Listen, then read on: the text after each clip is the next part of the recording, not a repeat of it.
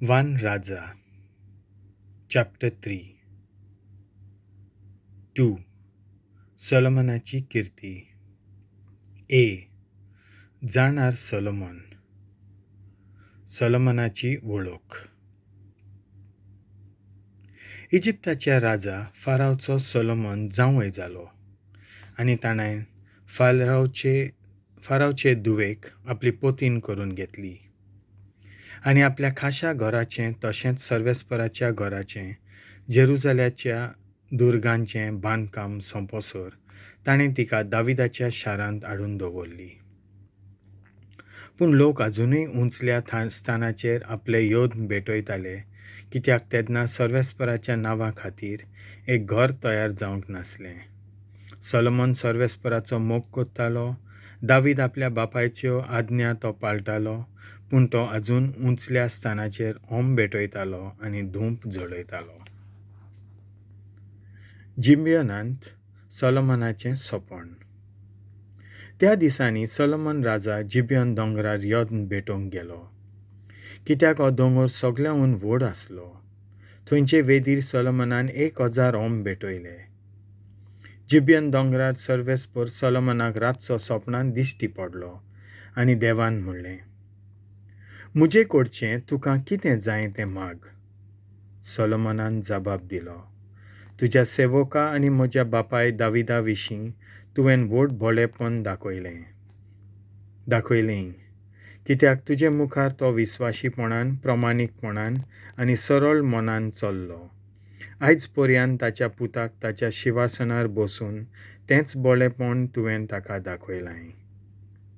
आनी आतां सर्वेस्परा म्हज्या देवा, दावीद म्हज्या बापायचे सुवातेर तुज्या सेवकाक तुवें राजा केलोय. पूण हांव अजून भुरगो आनी म्हजेंच जिवीत कशें चलोवचें तें लेगून हांव नकलो. तुवें विंचून काडलोले पोरजे मदें तुजो सेवक जियेता ही एक व्हड पोरजा मेजूंक लेगूंक जायना तितली. वायट बरें तें विवेकान वळखून तुजे पोरजेचेर अधिकार चलोवचे खातीर तुज्या सेवकाक तोजवितेच्या गिन्यानाचो कर. नाजाल्यार येदे व्हडले तुजे पोरजेक कोण चलयतलो. सोलोमनान असलें मागणें केलें म्हूण सर्वेस्पराक चड मानलें आनी देखूनच सर्वेस्परान म्हणलें, तुवें इतलेंच मागलें आनी न्हय तुका एक लांब आवक, ना म्हूण गिरेस्तकाय, ना म्हूण तुज्या दुस्मानाचो प्राण, पूण सारकें तें विवेकान वळखूंक तुका गिन्यान मागलें देखून तुवें मागलां तितलेंय हांव तुका दितां. अजून कोणाक दिवंक ना आनी ह्या फुडें कोणाक मेळचें ना तसलें बुदीचें आनी विवेकाचें गिन्यान हांव तुका दितां. त्या भायर तुवें मागूंक ना तेंय बी दितलो. मुणगे खंयच्याच राजाक ह्या आदीं मेळूंक ना तितली गिरेस्तकाय आनी महिमा हांव तुका दितलो.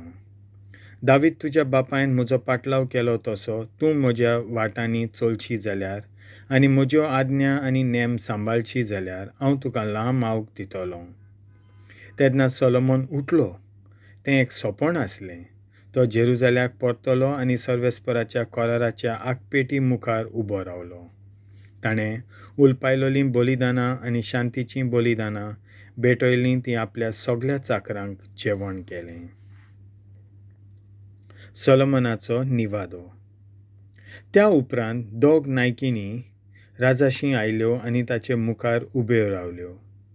तुका मान दिवन म्हज्या दोनया एके अस्तोरेन म्हणलें, महिमा दोनया ही अस्तोरी आनी हांव एकाच घरान रावतात. आनी ती घरांत आसतना हांवें एका भुरग्याक जल्म दिलो. आतां अशें घडलें, म्हज्या बालोंतेरा उपरांत तिसऱ्या दिसाक तिणें एका भुरग्याक जल्म दिलो. घरांत आमी दोगांच आसलीं. आमचे बरोबर घरांत दुसरो कोणूच नासलो, फकत आमी दोगांच. एके रातीक हे अस्तोरेचो पूत मेलो, कित्याक न्हिदेन ती ताचेर आड पडून तो चिड्डलो. मध्यानीर ती उठली आनी ही तुजी चाकर न्हिदलोली आसतना तिणें म्हजे खांकेंत आसलोल्या पुताक काडून व्हेलो.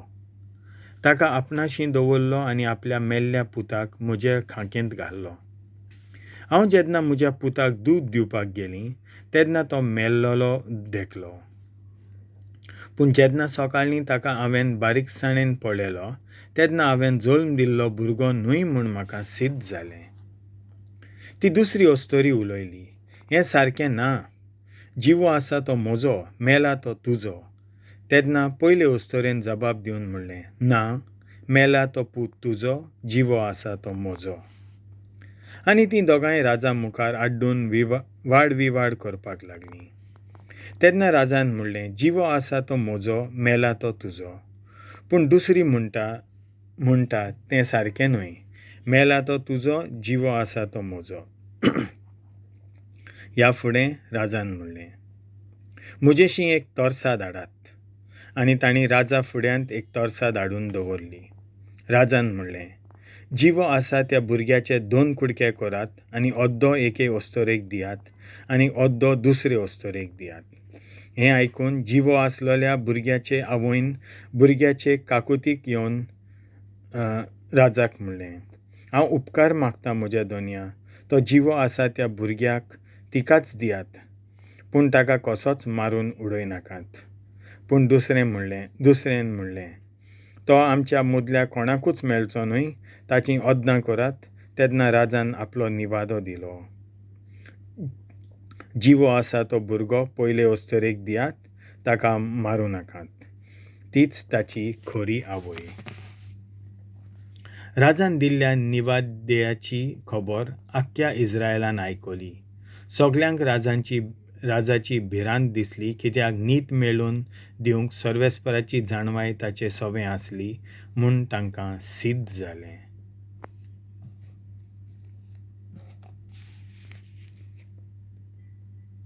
देवाचें उतर हें.